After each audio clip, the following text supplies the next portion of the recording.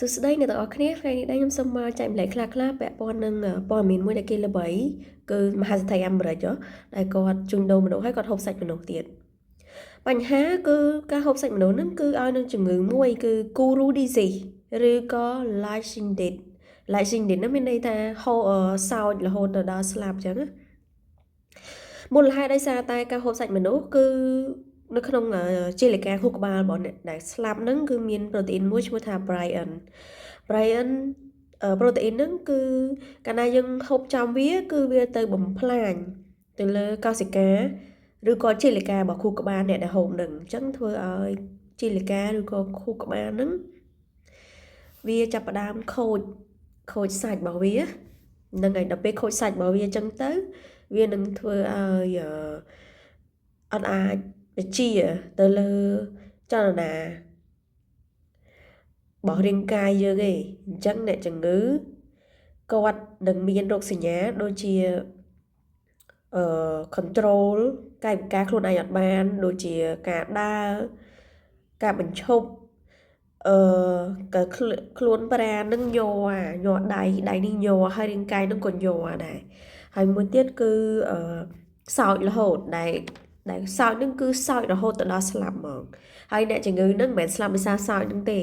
ស្លាប់ដោយសារតែគាត់អត់អាចហូបចុកបានព្រោះគាត់ control ខ្លួនឯងអត់បានទេពិសេសគឺការសោចកាលណាគាត់ហូបចុកអត់បានគាត់បាត់បង់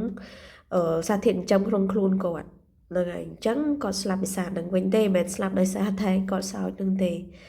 ហើយយើងបកទៅរកមូលហេតុថាអានឹងវាកើតឡើងតែចំពោះអ្នកដែលហូបសាច់មនុស្សទេមែនហ្នឹងហើយវាកើតឡើងចំពោះតែអ្នកដែលហូបសាច់មនុស្សទេហើយគេបានរកឃើញអាខេសគូរូហ្នឹងនៅប្រទេសប៉ាពូយូហ្គីនីដែលមានកុសសម្ព័ន្ធមួយក្រុមហ្នឹងគាត់ហូបសាច់មនុស្សហ្នឹងដោយសារតែជាការគោរពវប្បធម៌របស់គាត់ទៀតគាត់ថាបើសិនជាហូបទៅដូចជាការគោរពសាច់ញាតិដែលគាត់ស្លាប់ទៅអញ្ចឹងហើយព្រលឹងសាច់ញាតិរបស់គាត់ហ្នឹងអត់ទៅណានៅជួយថែសារពួកគាត់អញ្ចឹងទៅប៉ុន្តែក៏មានខេស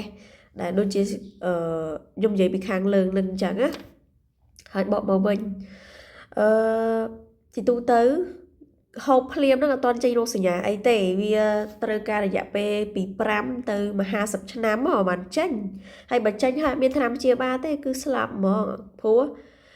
អានេះវាជាប្រូតេអ៊ីនរបស់មនុស្សអត់មានអីទៅកាត់ផ្ដាច់វាទេអញ្ចឹងហើយ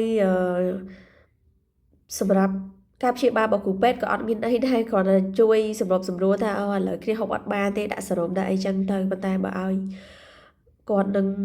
ជាហ្មងគឺអត់ជាទេគឺនឹងស្លាប់បើសិនជាចេញរោគសញ្ញាអានឹង Guru disease ហើយអ្នកខ្លះទៀតណាអាវាចេញរោគសញ្ញាហ្នឹងគឺដើរអត់បានហ្មងមានន័យថាដើរអត់រួចទេ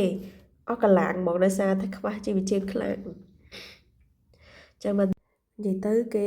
Jeffrey Epstein ហ្នឹងគឺយកក្មេងទៅរំលោភហើយសម្លាប់យកទៅហូបទៀតហើយបន្ទាប់មកជួញដូរគ្នាទៀតទៅអាក្រក់មែនតែនហ្មង